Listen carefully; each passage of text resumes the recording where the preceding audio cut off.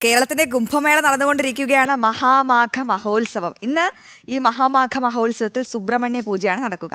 കുംഭമേള 5 ദിവസം പിന്നിടുമ്പോൾ വലിയ തിരക്കാണ് അനുഭവപ്പെടുന്നത്. KSRTC ആയിക്കോട്ടെ, ആന്ധ്രാപ്രദേശിൽ നിന്നുള്ള വിവിധ ട്രാൻസ്പോർട്ട് ബസ്സുകൾ ഉൾപ്പെടെ തിരുനാവായയിലേക്ക് പ്രത്യേക സർവീസ് നടത്തുന്നുണ്ട്. വിവരങ്ങളുമായി അരുൺ ആലത്തൂർ ചേരുന്നുണ്ട്. അരുൺ, ഇന്ന് കുംഭമേള ഇങ്ങനെ പുരോഗമിച്ചുകൊണ്ടിരിക്കുകയാണ്. ഭക്തജനത്തിരക്ക് ഇന്നും അവിടെ ഉണ്ടോ? ഇന്ന് സുബ്രഹ്മണ്യ പൂജ നടക്കുമെന്ന് ഞാൻ മനസ്സിലാക്കുന്നു. മറ്റെന്തൊക്കെ പ്രത്യേകതകളാണ് ഇന്നത്തെ മഹോത്സവത്തിനുള്ളത്?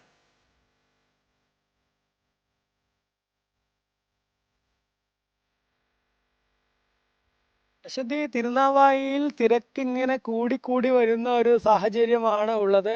ഏതായാലും കഴിഞ്ഞ ദിവസങ്ങളിലൊക്കെ നമ്മൾ നിള ആരതിക്കാണെങ്കിലും നിള സ്നാനത്തിനാണെങ്കിലും ഒക്കെ വരുന്ന ഭക്തജനങ്ങളുടെ പ്രവാഹം കണ്ടതാണ്. ഇന്നിപ്പോൾ ഇനി ശനി ഞായർ ദിവസങ്ങളാണ്, അതുകൊണ്ട് തന്നെ തിരക്ക് കൂടുതൽ വർദ്ധിക്കും എന്നുള്ളതാണ് കണക്ക് കൂട്ടുന്നത്. നേരത്തെ അശ്വതി പറഞ്ഞതുപോലെ തന്നെ ഇന്നിപ്പോൾ സുബ്രഹ്മണ്യ പൂജയ്ക്കാണ് പ്രാധാന്യം നൽകുന്നത്. സുബ്രഹ്മണ്യ പൂജയ്ക്ക് പ്രാധാന്യം നൽകുന്ന ഒരു ദിനമായതുകൊണ്ട് തന്നെ ഇന്നത്തെ ഈ ഒരു മാഘമഹോത്സവ ദിവസം എന്നുള്ളത് അതായത് ഷഷ്ടിയും തിഥിയും ഷഷ്ടി വ്രതവും ഉത്രട്ടാതി നാളും ഒരുമിച്ച് വരുന്ന ദിവസമാണിന്ന്. അതുകൊണ്ട് തന്നെ യജ്ഞശാലയിൽ രാവിലെ സുബ്രഹ്മണ്യ പൂജ ആരംഭിക്കും.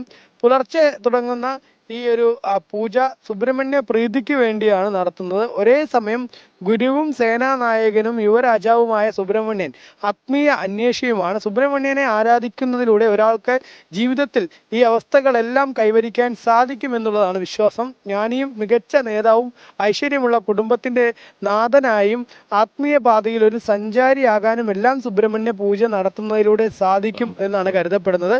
സുബ്രഹ്മണ്യൻ, ദണ്ഡായുധപാണി, സുബ്രഹ്മണ്യൻ എന്നിങ്ങനെ 3 ഘട്ടങ്ങളിലായാണ് പൂജ നടക്കുന്നത്. തിരുനാവായിൽ ഭാരതപ്പുഴയുടെ മധ്യഭാഗത്ത് ഒരുക്കിയിട്ടുള്ള ഈ യജ്ഞശാലയിലാണ് ഈ പൂജകൾ നടക്കുന്നത്. ഈ പൂജയ്ക്കൊക്കെ നേതൃത്വം നൽകുക ആചാര്യൻ ഉമേഷ് ആയിരിക്കും എന്നുള്ളതും സംഘാടകർ അറിയിച്ചിട്ടുണ്ട് എന്നുള്ളതാണ്. ഏതായാലും നേരത്തെ ഞാൻ പറഞ്ഞതുപോലെ ഈ ഇന്നത്തെ ദിനം സുബ്രഹ്മണ്യ പൂജയാണ് ഏറ്റവും പ്രധാനപ്പെട്ട കാര്യം.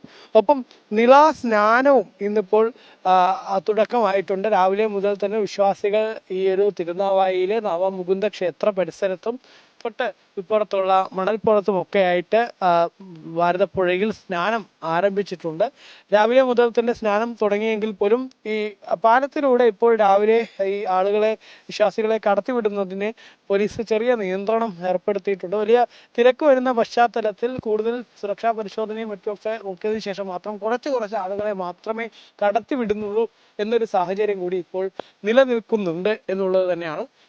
എന്തായാലും അത്തരത്തിൽ സ്നാനവും അതുപോലെ തന്നെ ആരതി ഉൾപ്പെടെയുള്ള ചടങ്ങുകൾ കുംഭമേളയിൽ പുരോഗമിക്കുന്ന കാഴ്ച തന്നെയാണുള്ളത്. ഞാൻ നിൽക്കുന്ന ഈ ഭാരതപ്പുഴയുടെ മധ്യഭാഗത്തായിട്ടുള്ള ഇവിടെ കഴിഞ്ഞ ദിവസം രാവിലെയൊക്കെ ഈ സമയത്ത് ഒരുപാട് ആളുകളെ ഇവിടെയും സ്നാനം ചെയ്യുന്നതിന് വേണ്ടിയുള്ള കാര്യങ്ങൾ അനുവദിച്ചിരുന്നു. ഇപ്പോഴേതായാലും ഈ രാവിലെ സമയത്ത് അവരെ നവമുകുന്ദ ക്ഷേത്രത്തിന്റെ ഭാഗത്ത് മാത്രം സ്നാനം നടത്തിയാൽ മതി. ഇവിടേക്ക് ഈ സമയത്ത് ഇത്രയും രാവിലെ കടത്തിവിടുന്നതിന് വേണ്ടി അനുവാദം നൽകിയിട്ടില്ല. പക്ഷേ 9 മണിയോടുകൂടെയാണ് സന്യാസി ശ്രേഷ്ഠന്മാരുടെ നേതൃത്വത്തിലുള്ള സ്നാനം ആരംഭിക്കുക. ആ സമയമാകുമ്പോഴേക്കും ഭക്തജനങ്ങളെയൊക്കെ ഈ മണൽത്തിട്ട ഭാഗത്തേക്ക് കടത്തിവിടും എന്നുള്ളതാണ് മനസ്സിലാക്കാൻ സാധിക്കുന്നത്. അപ്പോൾ കൂടുതൽ ആളുകൾക്ക് കുറച്ച് വിശാലമായിട്ട് സ്നാനം നടത്തുന്നതന്നെ, അതായത് നമുക്കറിയാം നവമുകുന്ദ ക്ഷേത്ര പരിസരത്ത് ഭാഗത്താണെങ്കിൽ അവിടെ കൽപ്പടവുകളാണ്. അതുകൊണ്ട് തന്നെ കൽപ്പടവുകളുടെ ഭാഗത്തായിട്ട് ഒരുപാട് ആളുകൾക്ക് ഒരേ സമയം സ്നാനം നടത്തുന്നതിന് ബുദ്ധിമുട്ട് നേരിടുന്ന സാഹചര്യമുണ്ട്. അതുകൊണ്ട് തന്നെ അവരെ, വിശ്വാസികളെ ഇങ്ങോട്ടേക്ക് കടത്തിവിടുമ്പോൾ വിശാലമായ ഭാഗത്ത് സ്നാനം നടത്തുന്നതിന് വേണ്ടിയുള്ള കാര്യങ്ങൾ അവർക്ക് സാധിക്കും എന്നുള്ളതാണ്. ഏതായാലും ഒരു ഭാഗത്ത് സ്നാനം പുരോഗമിക്കുന്നു, മറുവശത്ത് സുബ്രഹ്മണ്യ പൂജ തുടരുന്ന സ്ഥിതിയുണ്ട്. ഒപ്പം ഇന്ന് വൈകിട്ടോടുകൂടി എല്ലാ ദിവസത്തെയും പോലെ നിളാ സ്നാനവും നടക്കും എന്നുള്ളതാണ്. നിളാ സ്നാനം ഏതായാലും തത്സമയം പ്രേക്ഷകർക്ക് ജനം TV-യിലൂടെ എല്ലാ ദിവസവും വൈകുന്നേരം 6:30 ശേഷം കാണാൻ കഴിയും. ഏതായാലും കുംഭമേളയ്ക്ക് വലിയ ഭക്തജന പ്രവാഹം തുടരുന്ന സ്ഥിതി തന്നെയാണുള്ളത്. നേരത്തെ അശ്വതി പറഞ്ഞതുപോലെ തന്നെ ഈ കുംഭമേളയിലേക്ക് ആളുകൾക്ക്, ഇവിടേക്ക് ഈ ഒരു പുണ്യഭൂമിയിലേക്ക് എത്തുന്നതിന് വേണ്ടി ഇവിടെ സൗകര്യങ്ങളും വർദ്ധിക്കുന്നു എന്നുള്ള സാഹചര്യമുണ്ട്. KSRTC ബജറ്റ് ടൂറിസത്തിന്റെ ഭാഗമായിട്ട് KSRTC ബസ് വിവിധ ഡിപ്പോകളിൽ നിന്ന് ഇങ്ങോട്ടേക്ക് യാത്ര തിരിക്കുന്നുണ്ട് എന്നുള്ള ഒരു വിവരമുണ്ട്. ഒപ്പം ആന്ധ്രാപ്രദേശിന്റെ ട്രാൻസ്പോർട്ട് ബസ്സും ഈയിടെയൊക്കെ സർവീസ് നടത്തുന്നുണ്ട് എന്നുള്ളതാണ്. ഒപ്പം ഒരുപാട് ആളുകൾ ട്രെയിൻ മാർഗം വരുന്നുണ്ട്.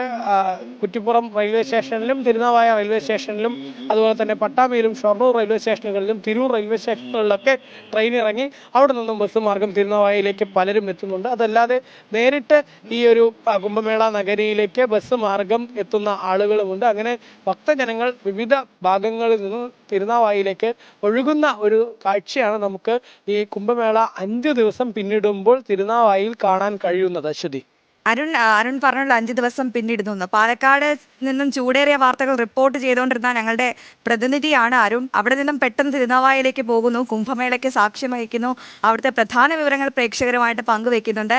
എന്താണ് ആ അനുഭവം തിരുനാവായയിൽ നിന്നുമുള്ള? ആ ചൂടേറിയ വാർത്തയിൽ നിന്നും പെട്ടെന്ന് ഒരു ഭക്തിസാന്ദ്രമായ അന്തരീക്ഷത്തിലേക്ക് പോകുമ്പോൾ എന്ത് തോന്നുന്നു അരുൺ?